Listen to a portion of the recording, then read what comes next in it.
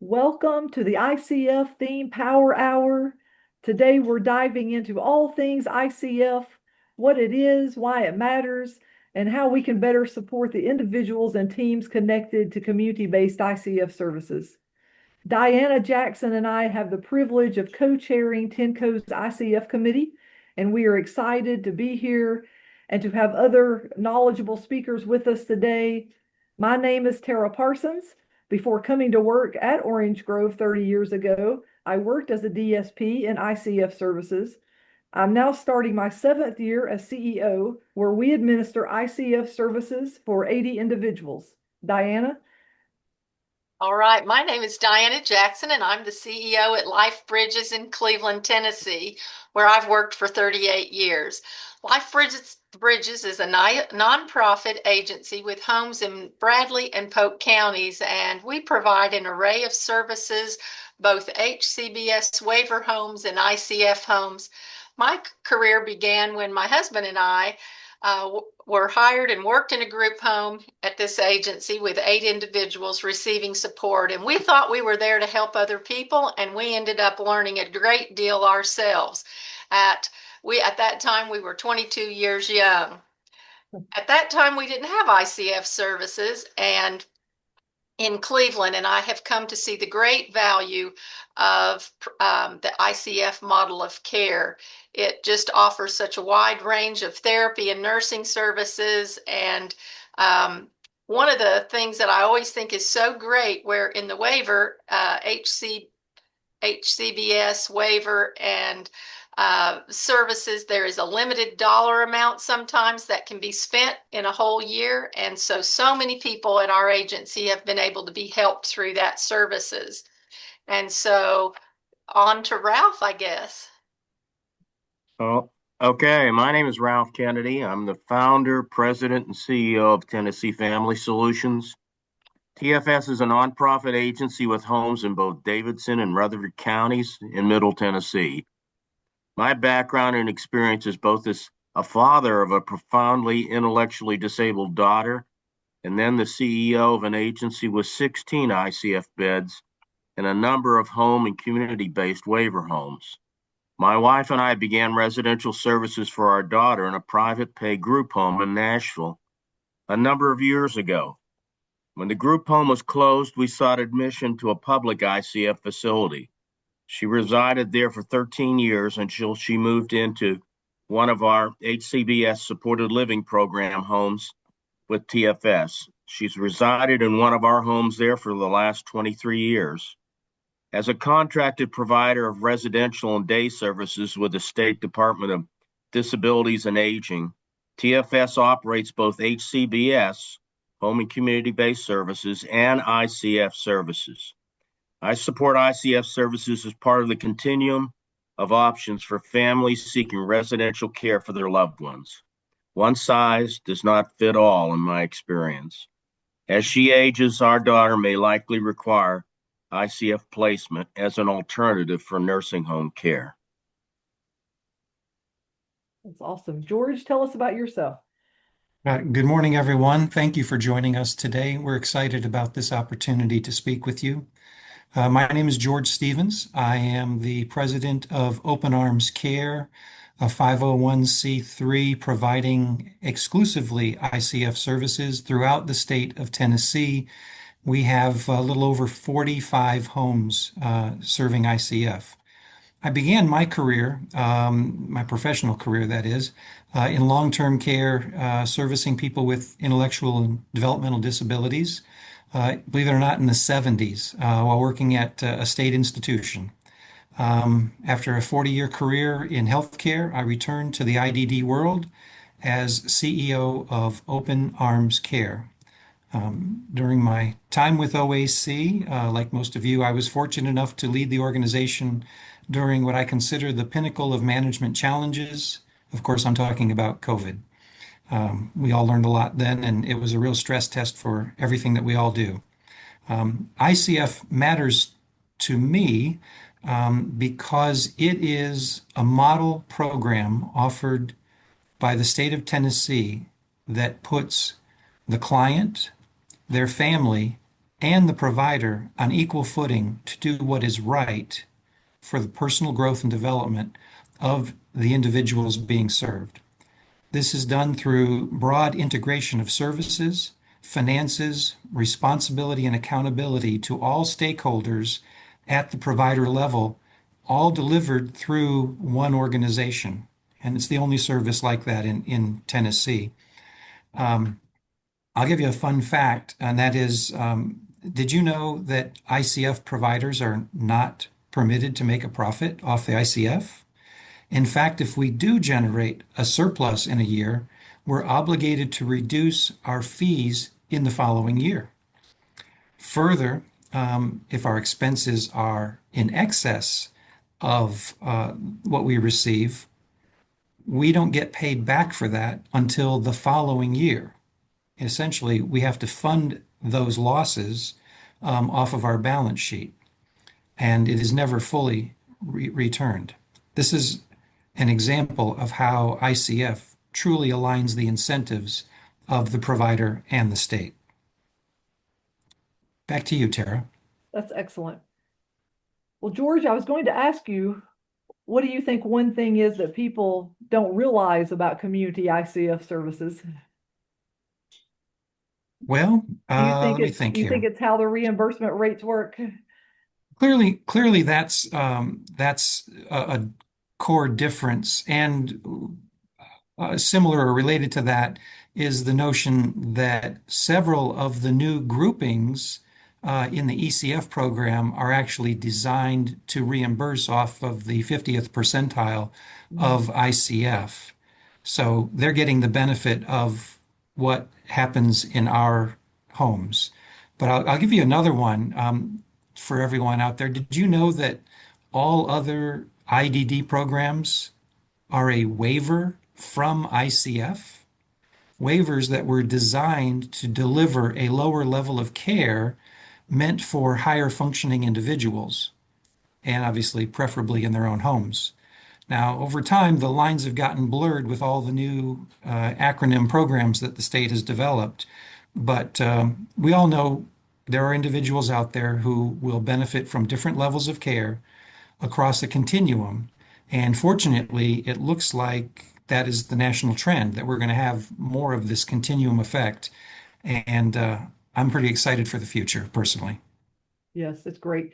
Well, we are so glad to have everyone with us today that is taking a few minutes to log on and spend this power hour with us. We appreciate TNCO hosting it for us, and you would not be here today if you did not care about disability services. So we're going to keep diving into ICF, and we hope that you really pick up some good nuggets and learn some great things today.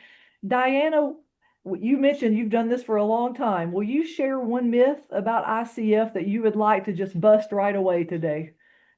Sure. The first thing that comes to my mind is that living in an ICF home must be like living in a nursing home or be very dreary. Absolutely not so. ICF homes are located in the community, and people living in the homes have many opportunities offered to them, just like their typical neighbors. I say that because you could ask our neighbors. Our neighbors use our walking trail in two of our homes, and also our neighbors and family members of the people we support attend parties and celebrations at our home. They always know there will be lots of food, decorations, games with water whenever possible, and a golf cart that we might mention later. So they're fun places to be. I love that.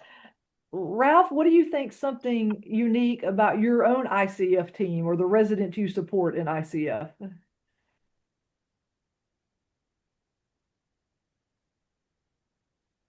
Oh, Well, here I come, Tara. Thank you. Had to get unmuted. I I would say for me, as a father, it's the whole issue of offering a continuum of care. As I indicated initially, my daughter spent 13 years in an ICF that was public, and while we operate private ICF, she currently, for the last 23 years, has been in our unlicensed supported living home. I think it's critical that we understand that one size doesn't fit all. And while so much of the development of services in the last decade or more has taken a one size fits all approach, that doesn't serve people well if we really want to be person centered. And so it's necessary to have a continuum of care. My commitment to families when we took them into services was that we intended that they'd never have to relocate to a nursing home if they became medically fragile. And so ICF is an important component of that for us. Yes, that's great. George, how would you describe ICFs to someone completely new to this field?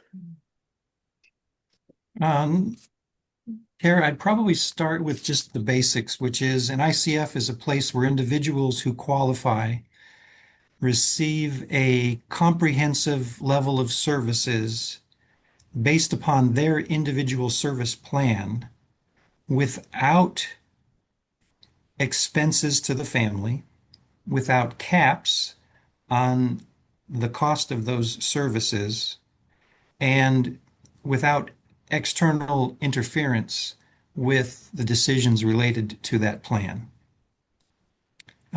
If for those who don't know, the state and federal qualifications for admission to an ICF are the individual has to have an IQ at 70 or below. Obviously, it makes it easier for admissions to have a concurrent developmental disability in addition. The onset of the disability has to be prior to the age of 18, and the individual must be eligible for TNCO. They do not have to be on TNCO when they seek services, but by the time that they would be admitted, they would have to be on TNCO. And I could go into some of the services that are provided if that would be helpful. Well, I do want us to get into that. If you'll hold that thought for just a couple of minutes, I wanted to see if Diana might set up this little video and show us for about, so we have a 5-minute video we want you to see. All right, very good. We wanted to show people what ICF really looks like and to show what a beautiful model ICF services provide. And so we just used our local people to put together a short video, and I believe Tara can share that with you.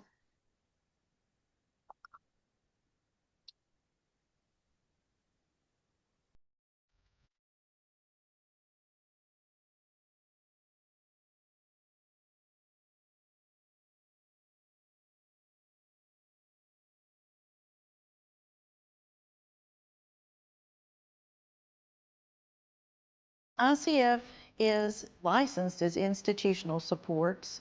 We work very hard to do that within a setting that is very home-like, very normative to what your or my life would be like, a lot of community participation.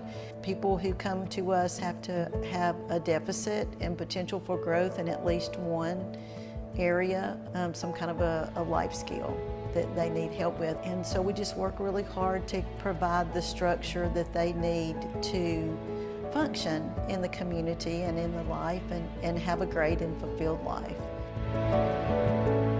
The extra level of supervision, the dedicated staff member for her needs, being able to know that she was going to have that one-on-one experience, and also be in an environment where there was a plan for her day, a plan for her activities, a plan for any physical therapy. There were different programs offered that were going to fit everything that was going to help her grow as a person. But any kind of growth, the consistent growth, where it gives us the confidence that if something were to happen to us, Charlotte can survive and be okay. I think the one-on-one makes a big difference, I really do. So she's with her caregivers. They're very attentive to her, more so than I've ever seen in any other setting we've been in. So it's helped her developmentally. It's helped her, I think, from a confidence standpoint. And overall, it's just been very good for her, I believe, in her development. Within each individual home, every staff in ICF is trained on every individual plan. So just like the daily routine is different, the person's physical abilities are different. That means that their physical therapy and occupational therapy and speech therapy, which includes dining plans, they're all individualized. And so a staff person spends about 3 days in the home training before they're allowed to work with that individual.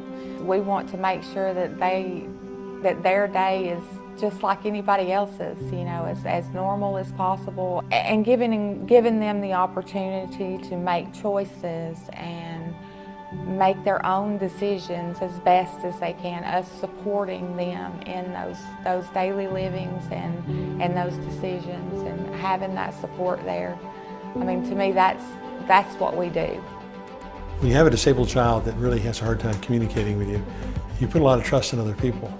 And we know we can put our trust with the people here. And if we couldn't, it would really take its toll on us. But we know that, as Ann said, we can be away and know and feel confident that Charlotte's being looked after, not only taken care of, but taken care of by people who really care for her. But I love that she has her independence, and she knows that she has a home with us when she visits, but she knows she is at home when she comes back to Life Bridges. There is no way that we would be able to function if it wasn't for Life Bridges. I mean, I couldn't work in a job. Would be hard for me to hold down a job and be able to, if I had him at home. He gets the care that he needs, and he gets to go out in the community and serve out in the community in ways that I wouldn't be able to provide that if it wasn't for Life Bridges. We engage everyone at their level of ability. And I think that that's so very important for people to understand. We just find where people's interest and abilities are, and we do our very best to give them the best life possible. We are professionals, but we foster a sense of community and a sense of family within each home and within our ICF department and within our agency. It's a big, happy family we have here in ICF. I would like to see us grow, honestly, with the ICF program. I'd like to see us get more individuals. There's waiting lists for people who need a place, and I would like to see us grow. Before she went into ICF, I questioned her future. I mean, I was worried, and she's got a future now.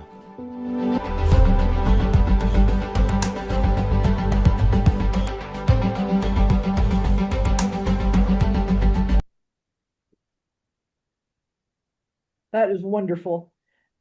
To hear the family speak about what they receive from ICF Services. Ralph, I want to go back to you for a minute, because compared to us as the other speakers on the call today, this hits not only you personally and professionally both.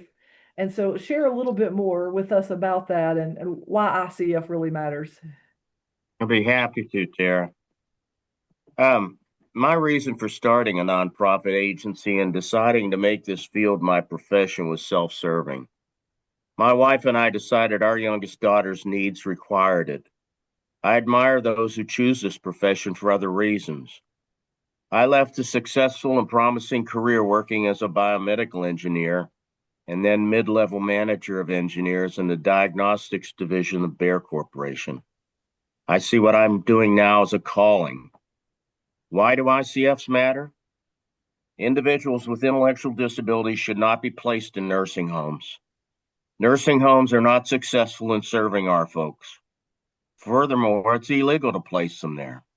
Quality of life, best support of needs, and the most economical use of assets have been my guides in running our agency.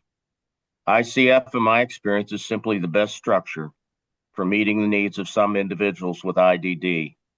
A continuum of care through the lifespan of folks with IDD would be missing an important component without ICF programs. Yes, that's excellent.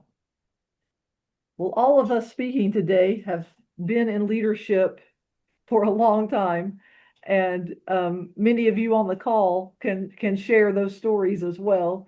And sometimes we encounter interesting things in this wonderful field we all enjoy working in. And Diana, I wanted to go to you and ask, What's the most surprising question someone has ever asked you about ICF? Well, it was very surprising to me to be asked if we really needed ICF. And of course we do. It is a small portion of the services that we provide, but it is critical as it's part of that continuum of care for people with intellectual disabilities. And it offers, and allows people all the services that they need and the ability to avoid, say, having to go to a nursing home or having to move. Seems like a huge misunderstanding is that people in ICF homes are discouraged from being in the community. Well, people supported in ICF homes are encouraged to experience the community as much as possible. They go shopping, go to restaurants, parks, attend ball games, movies. ICF homes are in the community, their bedrooms are personalized, and even though there may be some specialized equipment like lifts and other items, the homes are very nice and have a homey feeling. And some people receiving ICF services actually work a public job in the community. You would just hope to clear up the fact that we're not just, we're not another kind of nursing home. We're not. People supported in ICF participate in active treatment. So to be in ICF, you have to be able to participate in active treatment. So people are learning new information, they're making choices, they're growing in their independence. They're given opportunities to find meaning and enjoyment in everyday lives. And I love it when I hear parents say that their family member is doing better than they even hoped they would. In everything they could hope, they're doing better. And I appreciate that we hear that. That is amazing. Yes. George, I now want to come back around to you because you offered a while ago to get into some deeper nuts and bolts with us, and I do think we need to spend some time there. So what services truly fall under the ICF umbrella that we're talking about? Okay, well, let's begin with the big picture, which is community-based whole person support, where the whole delivery system is performed 24/7, 365 days a year, and there are no excuses for gaps in care. The homes themselves are special purpose built. There are dozens of safety features that are included in those homes that are over and above what you would find in traditional residential homes. I tell people today's ICF is built to hospital grade. Some examples, just to put a finer point on that, at OAC, overhead lifts, bathrooms large enough to handle a gurney or a shower chair, wider hallways, counter heights designed to, for wheelchairs, special air filtration, fire suppressant systems, backup power generation, remote emergency support. You get the idea. All clients, like you would expect, have an ISP that is designed with the participation of the family specialists, as well as direct support professional input. I think it makes the most person-centered plan that can be achieved because of all that. Programming, the active treatment concept, has been touched on several times. I'm sure everyone knows generally what that is, but what makes the ICF different is that care coordination and training of the DSPs and other caregivers happens in the house by staff individuals. So there's a continuity of the care, the training, and the accountability. ICFs are special in one way. There's 24-hour wake staff with no limitations, other than your good judgment, of course. The ratios, while there is a 1-to-4 minimum ratio, individuals that need additional support up to one-on-ones are available in an ICF setting. Nurses administer the medications. Primary nursing support is available 24 hours a day as needed. In our homes, we've got medical directors who are available 24 hours a day to support the home and the services that we're providing. PT, OT, speech, LBAs, RBTs, nutrition, etc., are all required services to be provided under the ICF banner. All meals are prepared in-house under the guidance of a certified nutritionist, and the clients are encouraged to participate up to their abilities. Transportation comes from the provider, and obviously we have special purpose vehicles. Probably a good third or more of our individuals are non-ambulatory. To simplify it, I say, whatever it takes, wherever the need leads, we're here to grow people. That's great. And I come back to something that you touched on earlier about some things that maybe people don't know about ICF. I was at a meeting recently, and the individuals who were there, it was a parent advocacy group. I asked them if they knew what ICF was. 80% of them had never heard of ICF, let alone knew what it was. And a couple that did know, they had been told or they heard that ICF was for psych patients. Oh. I would say nothing could be further from the truth. The typical client in an ICF has a lowish, 40 to 50 IQ, though the range is much wider than that, obviously. And then you roll in the additional disabilities and early traumas that comes with that. You get some interesting cases for sure, behaviorally, I mean. ICFs do take on certain behavioral clients that can be effectively managed in a community setting, but ICFs are not equipped to handle full-blown psychotic episodes.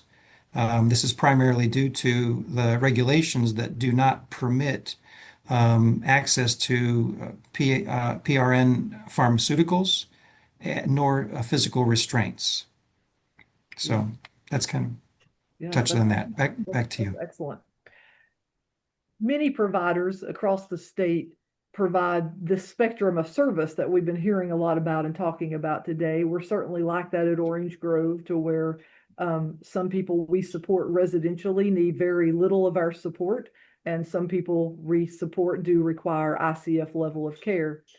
I think what makes ICF so unique and to bring such value to people we support and to their families is because it really does provide an unmatched level of comprehensive support. Most of the people that we admitted to our ICF programs here at Orange Grove have reached a place in their life where they either need continual nursing or continual therapy support. We even sometimes admit people who are already receiving hospice services, or at least who have lost some significant physical functioning. We find that ICF services often helps people rebuild stamina and quality of life because of this level that George is talking about, with all the therapeutic support and the medical support that is able to be wrapped around them in ICF. So, George, you talked a little bit about IQ and the population that you usually see and that you admit in your organization. Do you have anything else you want to say about describing the type of person you're most likely to serve and see successful in an ICF community home? Well, Tera, you hit on a couple of things there that I think are important to reinforce. The individuals who are admitted to an ICF are often at different stages of life. You talked about hospice. Yeah. Obviously, that's something that needs to be cared for in the community, and I can't think of anywhere better than in an ICF to have end-of-life experience that is family-oriented and full of the typical love and support, if in contrast to the sterile situation that you may find in a skilled nursing facility. which is where a lot of people tend to go, um, disabled or otherwise. Having said that, we're looking for those folks who we can assist to grow and develop new skills intellectually, behaviorally, experientially, so that they can better interact with the communities that they're in. And as you can see from the picture that's on the screen, it's a fairly typical ICF style home. It's beautiful. They're appointed as if it was a family home. Most common response that I get from family members is, "Where's one of these for me? I want to be able to live like this." And Diana talked about, the individualness of the bedroom decorations or things like that. I personally, because I come from more of a rehab background, I personally enjoy all of the folks who we are able to help them have their first step. We've had, and you can find this in all ICFs, there are people there who are dedicated to assisting the individuals we care for in having those first experiences that they may never have found were it not for the fact that we have access to and employ people. So they're already being paid for. So we might as well get the clients who can be advantaged by whether, I don't know if it's speech or if it's PT or OT or even nutrition services. We're here to help them become the best that they can be, without discrimination, in a community setting where they can grow to be the best person that they can be. Ralph, I want to go back to you for a minute.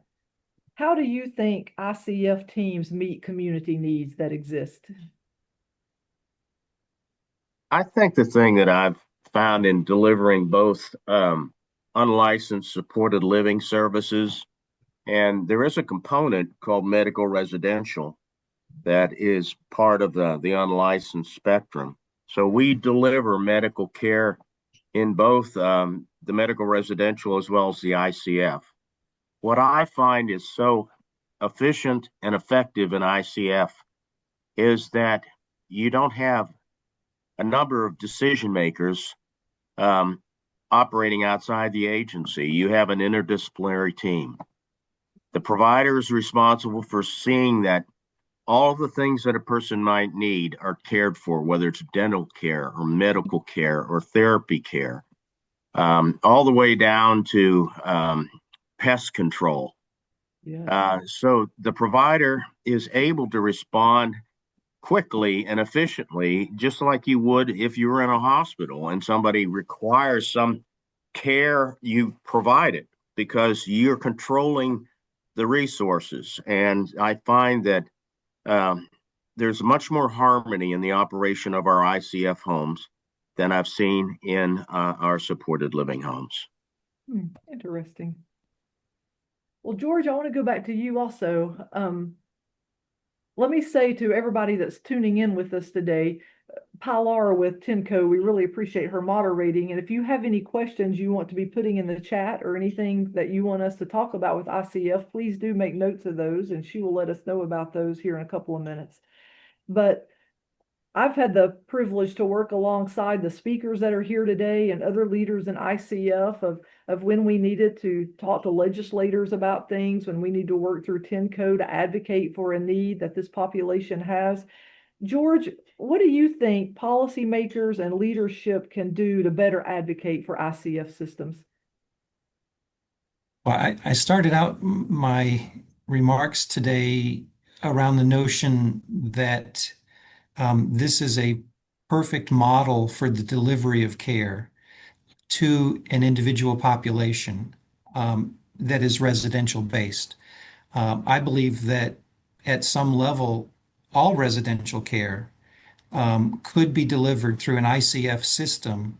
By system, I mean the way that it's reimbursed, the level of specialization in the homes for protecting the safety of the individuals, the integration of the services that Ralph just mentioned it is seamless in our model, and that is very, very valuable to the personal growth and to the satisfaction of not only the individual being served, but to their families, and it's beneficial to the community. So, to the extent that that we could advocate for and support the ICF model, it doesn't have to be called ICF, but the model of delivery is what makes it special. The care coordination is not found anywhere else that I've found. That's excellent. George, you also mentioned a few minutes ago about being hopeful for the future of ICFs. And when I think about what gives me hope about the future, I think about the importance of this unique model that we're talking about today, that does indeed place the needs of the people we support first, that it offers the opportunity to truly be person-centered because of the case management structure and the cost reimbursement structures we've talked about. Community ICF across the state, they really have great occupancy rates. We're keeping beds full. We're meeting services that need to be met. They're led by experienced leaders who specialize in the IDD field and provide a comprehensive model that allows people to avoid this inpatient or nursing home care we've been talking about. And I think that people who fully understand the value, understand why ICF services must always be available for the Tennesseans who require this level of support. And I think we've made big strides in the past year, or in the past years, of promoting how important this is. And nobody are better advocates for that than the families themselves that have had the experience to benefit from these ICF services. Diana, let me turn it over to you. Well, thank you very much. I noticed if we might be able to get some assistance, I saw one pop up there, but one of the things we want to do is just hear some listener questions or reflect on anything that you've heard today, and maybe if you'd like to ask a question and we could drill down just a little bit.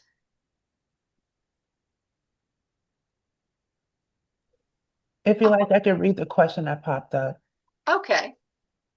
The question is from Shelley Hall. How many MCO representatives are in attendance? It will be helpful to understand what type of ICF educational material is provided to case management. More often than not, case managers communicate that they have never heard of ICF.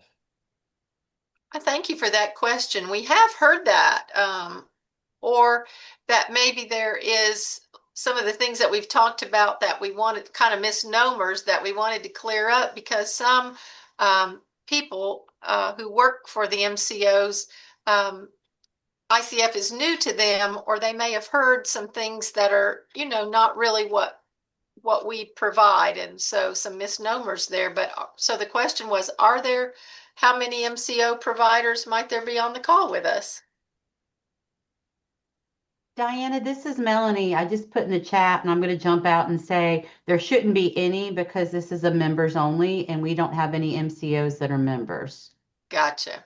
Okay, very good. Well, that was a good question. So what you can see, Shelley, is we have a lot of work to do. I think we were probably thinking too that it would be good if we could get all providers and TNCO participants to understand ICF. For one thing, I think the greatest reason for that is because if anyone is supporting someone and you're getting to a place where you see that it has become more difficult, or maybe that your agency isn't able to provide everything that person might need, that you would know some other options that you could provide. But I thank you, Shelley, for that. And are there other questions today? What stood out to you today, or what have we left you not knowing?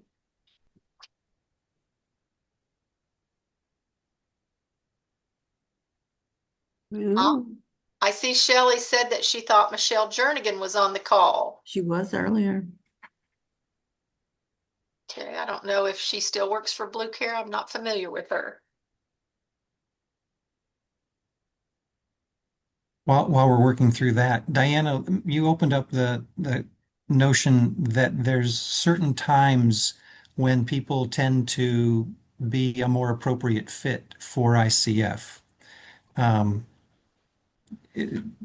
Exceeding caps or needing services that exceed what people are able to achieve through other service lines is clearly one of them. Do any of the other panelists have a typical time? And I'll just start, just to kind of kick it off from my perspective. Number one, we tend to see the boys come in, the young men, before the women or the girls.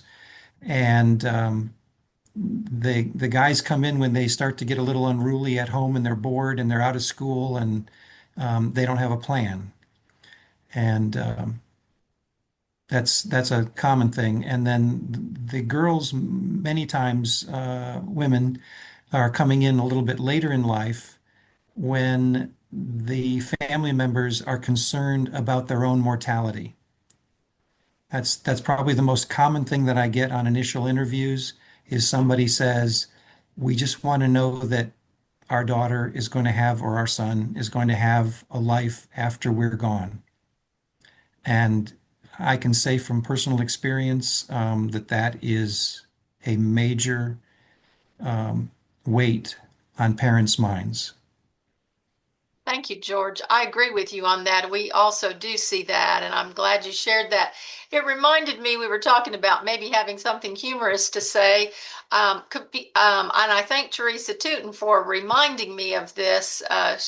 She is, I can thank her for anything good that ICF does here, but we might have supported a gentleman who wanted to be a race car driver in his younger days. Do that. And he might have driven the golf cart like it was a race car with no wreck or injury, I might add. He was just fueled with pure joy. So, whew, wasn't we? That was a good one. Oh, all He right. didn't say he was blonde.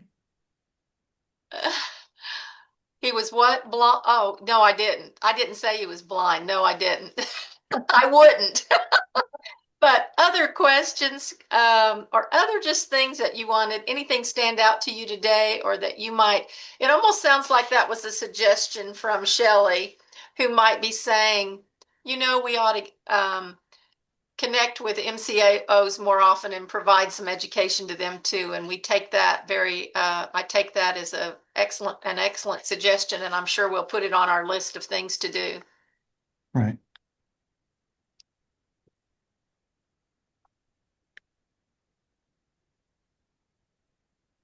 All right. Tara, are we ready to move on, or do you think we have answered the possible questions? I think so. People can still, Pilar can read us anything in the chat that she sees come through, or anybody can interrupt, but I thought we may finish up here and share a couple of things. Perfect. Well, I think you can see Tara has very skillfully has presented some things. She and maybe perhaps Pilar has helped her with this, but we're excited that you can see today. Part of the Power Hour today is that there is an exciting announcement that there is new ICF educational materials that will be now present on the TNCO website. And this page was created to highlight ICF services, to provide resources, recognize the providers, and raise awareness about the essential work happening across ICF communities. We invite everyone to explore the information, to share it with your teams, and help amplify the importance of ICF services statewide. If I'm correct, Pilar, won't they be people these are PDFs and we could even, can we photocopy them from maybe the website, or, people can use them in any way that they can figure out how to do? It will serve as a resource under the committees tab on the website. Robin and I are still working on that final draft there that most likely might be a brochure. And I know Robin just put something in the chat here for you to download the current PDF here, I believe. And Robin, if I miss anything, feel free to chime in, or if I may Any mistake, please feel free to correct me. Thank you. Thank you. And thank you. I see Layla Bevan has said she thought it was a great and would be a very beneficial resource if we could get it out to the MCOs. We will definitely put effort in toward that for sure. Thank you. We're excited to have this on the TNCO website, so it'll be housed and any of us can pull it up, or we can pull it off at any time and share it with MCOs, with families. And we just heard Pilar mention that one of this committee's goals in 2026 is to actually make sure we have something good in brochure form that any of the ICF providers can use. So I think it's going to be great. We're glad to have made it this far. Truly. If you have questions, please feel free to put them in. I do think we're winding down fairly quickly here.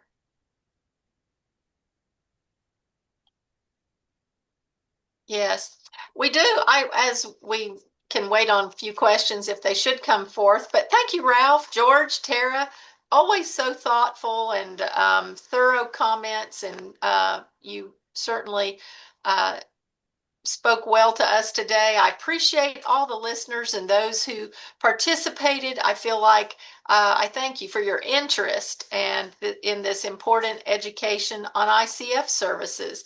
And we're grateful to you that you listened in. We hope you took away something. There'll be opportunity for you to talk to us at any time. You can reach out. If you didn't know how to get a hold of us, you could call Pilar or Robin at TNCO and they can direct you to any of us. And we just thank you for being with us. And I think Tara has some closing comments. Thank you all. If I could add something, Diana. Yes, sir. Ralph, I think we ought to encourage people to take a fresh look at ICF. So much of the information that we run into, whether it's from the state or somewhere else, is dated. And the ICFs today are integrated into communities. They are really community programs. They're not large campus style programs that operated 20 and 30 years ago. So I think just getting people to take a fresh look at ICF is important. I think you're right, because, I've worked at Life Bridges for 38 years. We've had ICF since 1995. I did not realize until a couple years ago that there were people in ICF and other communities that worked a public job. We actually don't have that right now in Cleveland. But that, I was like, really? I just didn't know that. And so you can be part of a system, and you can be part of even TNCO and providing services to people with intellectual disabilities. And it's just so important to stay on top of what services there are and what those really mean for people and how they can come alongside and really, make someone's life really fulfilling, meaningful, and safe. That is great. Yeah, one of the pictures we put up today was of a young man wearing a hard hat, and he has worked for that company for many years and has been a recipient of ICF services. So I love what you said too, Ralph. I mean, we need to encourage people to visit our homes, to take a fresh look, to see that these truly are community-based homes, and look at the amazing wraparound supports that are available in them. But I wanted to show our email addresses up here. Any of the presenters today would be happy for you to reach out to any of us at any time. We'll help you in any way that we can. We want to also encourage you to stay connected with TNCO. TNCO always welcomes feedback and suggestions for future Power Hour topics so we can continue to bring people together around disability services in Tennessee. TNCO will also send out the recording of today's meeting. We appreciate your attendance. We're grateful for your shared commitment to support people's growth every day, and we hope you all have a great afternoon and stay warm. Hope to talk to you soon. Thank you.